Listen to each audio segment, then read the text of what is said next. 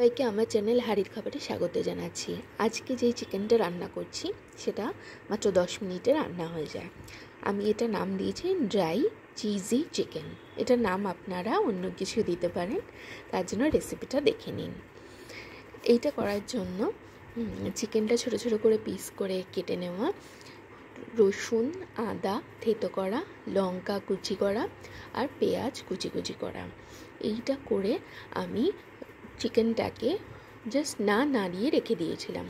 উপর থেকে লাল লঙ্কার গুঁড়ো, মিষ্টি, গোলমরিচ গুঁড়ো এইগুলো দিয়ে 5 থেকে 7 মিনিট মতো ওরকমভাবে রেখে দিয়ে তারপরে নাড়ানো শুরু করেছি। ততক্ষণে প্যানের নিচে মাংসগুলো একটু একটু লাল লাল হয়েছিল, মানে একটু ধরে গেছিলো, তাতে একটু স্মোকি গন্ধ এসেছিল।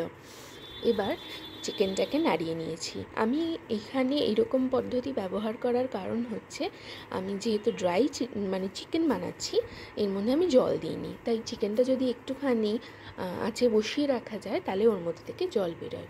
এবার আমি তার মধ্যে দিলাম red chilli sauce, green chilli sauce, Schezwan sauce আর নর্মাল টমেটো সস। আপনারা যে মোটামুটি সস থাকবে যেগুলো পরোটা বা রুটি দিয়ে খেতে পারবেন এরকম সস দেবেন। আমার কাছে যে সসগুলো ছিল তার মধ্যে এগুলোর জন্য বেস্ট ছিল। এরপরেই চিকেনটাকে ভালো করে নাড়িয়ে নিয়েছি। যেহেতু নিচটা একটু বসে বসে গেছিলো, তাই চিকেনটা একটু ক্রিস্পিও হয়ে গেছে আর চিকেনটাও একটু জল বেরিয়ে সেদ্ধ হয়ে গেছে। এবার আরও ভালো করে নাড়াচাড়া করে এটার মধ্যে আমি নুন দিয়ে নিয়েছি। নুন আগে থেকে দেওয়া হয়নি, কারণ নুন দিলে চিকেনের মধ্যে থেকে জল বেরিয়ে যেত আরও বেশি, আর চিকেনটা জলো জলো হয়ে যেত, তাই নুনটা আমি একটু পরেই দিয়েছি। এবার তার উপরে মুঠো ভর্তি করা চিজ দিয়েছি।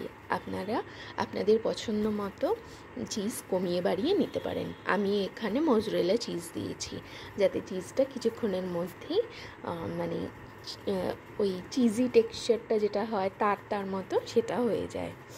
তো এবার দেওয়ার পরে নাড়িয়ে চাড়িয়ে নেওয়াতেই দেখুন কীরকম তার একটা ভাব এসছে। এবার আপনি খেয়ে দেখতে পারেন যে এর মধ্যে নুন মিষ্টি ঠিক আছে নাকি। তারপরে নামিয়ে নিন চিজি ড্রাই চিকেন। তার সঙ্গে আমি এখানে পরোটা করেছিলাম। গ্রিল প্যানে পরোটা শেখার জন্য এরকম সুন্দর গ্রিলের দাগ এসছে।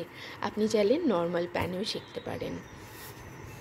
এবার পরোটাটাকে খুব শ্যালো ফ্রাই করে নিয়েছি। আগে পরোটাটাকে শুকনোভাবে ভেজে নিয়ে তারপরে আমি অল্প তেলে ফ্রাই করেছি। আপনারা চাইলে রুটির সঙ্গেও খেতে পারেন, 3 কোনা পরোটাও খেতে পারেন। আমি এখানে গোল পরোটা বা যেরকম বলতে পারেন একটুখানি এবড়ো খেবড়ো হয়ে গেছে এরকম পরোটা করে নিয়েছিলাম। দেখুন পরোটাকে ক্যাসারোলের মধ্যে রেখেছি যাতে পরোটাটা নরম থাকে। এবার রাত্রে ডিনারে জমিয়ে খান চিকেন পেঁয়াজ কুচি দিয়ে পরোটা আর সঙ্গে Sprite. Thank you for watching.